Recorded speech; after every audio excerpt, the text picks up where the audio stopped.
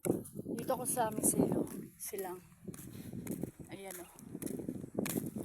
Naglalakad ko. Diyos ko, kitang ano ba? Naglalakad ako sa loob ng Misilo.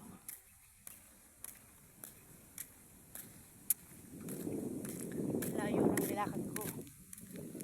Dito ako nag-extra ako maglinis ng bahay. Wala kasing ibang trabaho, kaya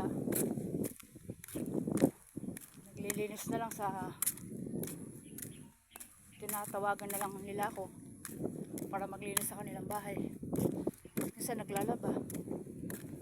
Ngayon, wala ditong tricycle na dumadaan, bawal. Kaya lakad. Layo guys, init.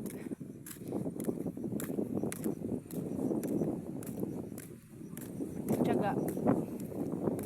Wala namang ibang trabaho eh.